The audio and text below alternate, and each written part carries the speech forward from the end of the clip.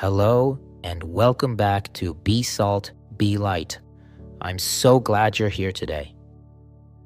In a world that screams, put your tribe first, your race defines you, your gender is your identity, or even your education, political, or religious heritage is everything, the Bible cuts through the noise with a crystal clear command. Nothing, not our bloodlines and wealth, not our ethnicities, not your gender, not education, not even our religious backgrounds, should get to sit on the throne that belongs to God alone. Today, we're going to study the scripture, and we will find 10 rock-solid biblical reasons on why we should never idolize these ideas of tribe, race, bloodline, wealth, gender, political factions, and religion.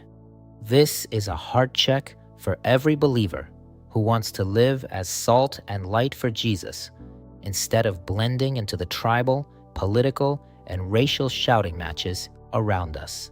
We live in a world today where Christians have disappointed the Lord by succumbing to the pressure of choosing family loyalty, racial pride, gender ideology, education, or denominational superiority over simple obedience to Christ. Many Christians continue to cause the name of the Lord be blasphemed and having their faith weak and irrelevant by taking dark sides. And today, this message hopefully sheds some light. Open your Bible as we study some key verses on this message. Let's pray as we begin. Heavenly Father, through our Lord and Savior, Jesus Christ, and by the power of the Holy Spirit, you alone are holy and none other. Let your holy word be the lamp to our feet and a light to our lives' path as we seek your face and take refuge in you for shelter. Protect us from the cults, the gods and evils of tribalism, racism, xenophobia, immorality, political affiliations, gender identities, education, science, and religious denominations that are overwhelming us today. Please open our eyes to your truth. Strip away every idol of these identities in us and the Church of Jesus Christ. We make you first in every detail of our lives. We seek you first above all else. You must become greater, and we must become less. In Jesus' name, amen. Let us now begin on the 10 reasons. Reason 1, idolatry. No rivals with God. Elevating any human ideologies above God is straight-up pride and idolatry, and God forbids it in the clearest terms. Exodus 20, verse 3 says, "You shall have no other gods before me." Anything that we love, fear, delight in, or depend on more than God is a false god that we have made. Pride makes a god of us. Covetousness makes the god of money. Even tribal loyalty or racial pride are false gods too. God is not supposed to have rivals and competitors. He forbids the worship of all others, not only in opposition to him, but also in conjunction with him or subordination to him. Placing anything before him literally gives it prominence above him. Our tribe's traditions, our race's narrative, wealth, skills, our gender's cultural script, or our high education, our religious heritage, none of them should get to share the throne with Yahweh. When we say, "But my people have always done it this way," we're echoing the very sin God condemned from the beginning. Ask yourself, is my group identity getting more affection than the Lord? If the answer is yes, that's idolatry. Reason 2, total love leaves no room for rivalry with God. We are commanded to love God with our entire being. Nothing else can share that place. In Deuteronomy 6, verse 5, we read, "You shall love the Lord your God with all your heart, with all your soul, and with all your strength." Jesus himself, in Matthew 22, verse 37 to 40 says, You shall love the Lord your God with all your heart, with all your soul, and with all your mind. This is the first and the greatest commandment, and the second is like it. You shall love your neighbor as yourself. On these two commandments hang all the law and the prophets. This is total, sincere, inward devotion. It is love that consumes every part of us, so no rival loyalty, tribal, racial, gender, or politics or religious, should compete with the Lord. When your heart is 100% His, our race or gender or denomination can't demand first place. This command is the foundation that keeps every identity in its proper place. Reason 3, universal image of God and equal dignity. Every human being, regardless of race, tribe, or gender, bears God's image equally. No group of people was ever created superior to others. In Genesis 1 verse 27, we read that, "So God created man in His own image. In the image of God, He created him. Male and female, He created them." The image and likeness of God is for all humanity. It establishes the essential equality and oneness of the entire human family. When we elevate one tribe or race or group's image above another's, we're denying the Creator's design. Male and female together reflect Him alone, with no privileged hierarchy of worth based on biology, skin color, or ancestry. Bearing God's image demands that we honor Him first, not our own group. Reason 4, in Christ, distinctions are covered by His blood. In Christ, the old tired lines of race, gender, and status disappear. We are all one in Christ. At the foot of the cross, we have all fallen short of the glory of God, and no one does the right thing to please God outside of Christ. In Galatians 3 verse 28, we read that, "There is neither Jew nor Greek, there is neither slave nor free, there is neither male nor female, for you are all one in Christ Jesus." Equality in God's eyes is when tribal, national, racial, and gender barriers dissolve in the new creation by the blood of Jesus. Prioritizing a tribe, race, or anything else above this oneness is living like there has never been a Redeemer. Christ is the only and the greatest unifier that will ever be, and anything that divides us more than it unites us in Him is from Satan. Reason 5, God shows zero partiality. God Himself shows no partiality based on race, tribe, gender, wealth, discoveries, high education, or some other status in life. In the book of Romans chapter 2 verse 11, it is recorded that, "For there is no partiality with God. God will bring righteous judgment to all men, and in the end, no one will say that God's justice was not fair.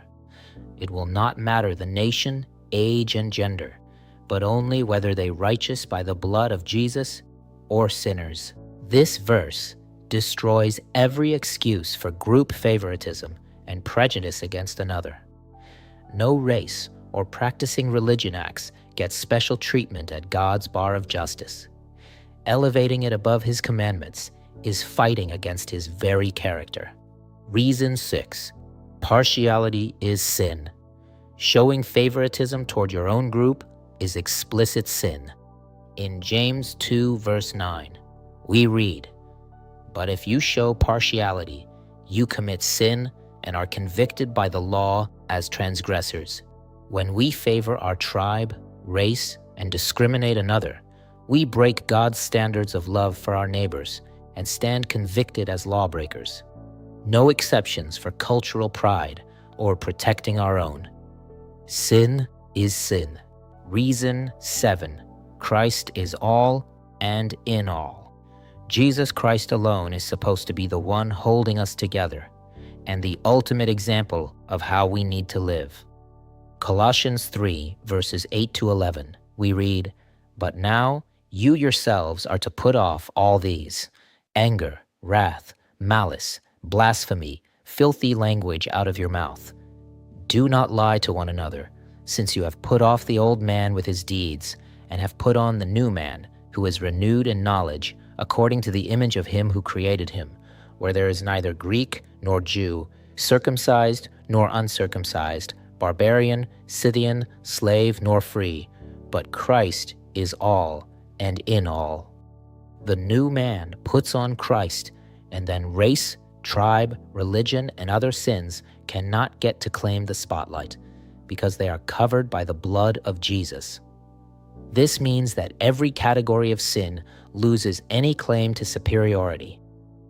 When Christ fills everything, earthly identities become tools for service, not idols of pride. Reason 8. God accepts people from every nation equally. God is not a respecter of persons. He accepts everyone from every nation on the same basis. Acts 10 verse 34 records that, "In truth I perceive that God shows no partiality, but in every nation whoever fears him and works righteousness is accepted by him." The word which God sent to the children of Israel, preaching peace through Jesus Christ, he is Lord of all. Tribal prejudices and ethnic favoritism attempt to rise themselves against the word of God.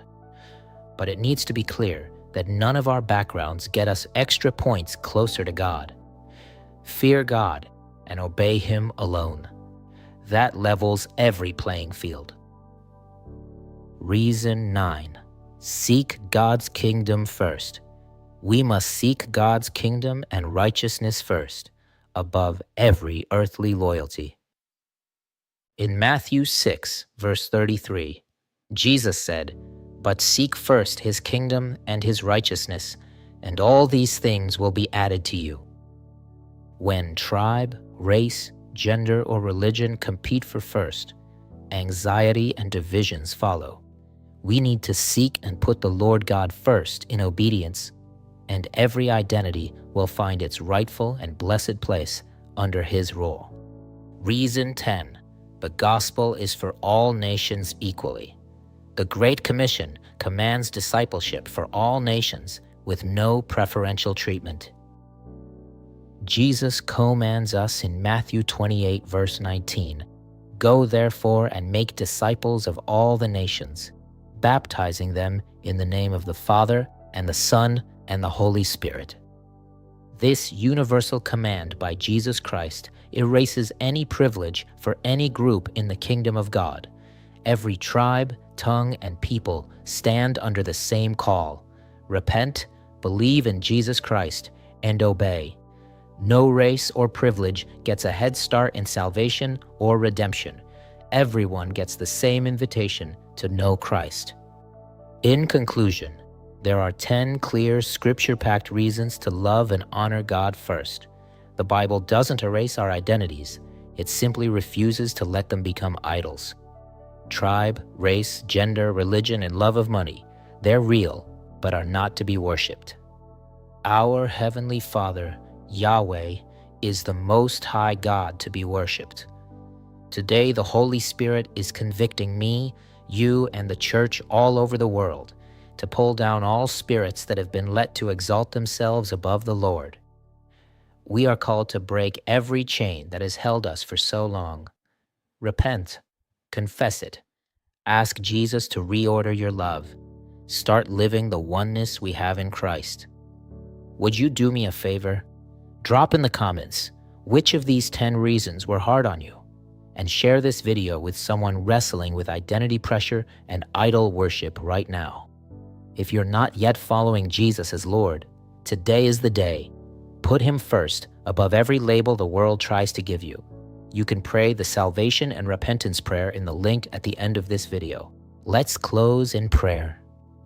Heavenly Father, thank you for your word that sets us free from every demon of idol worship. Forgive us for every time we've elevated race, tribe, gender, education, science, money, immorality, or religion acts above you.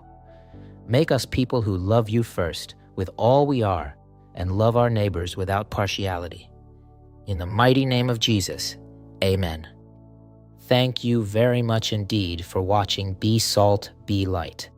If this blessed you, click the like button, subscribe, and hit the bell. Watch out for new teaching dropping every week.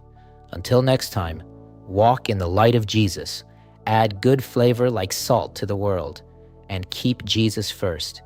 God bless you, and see you again soon.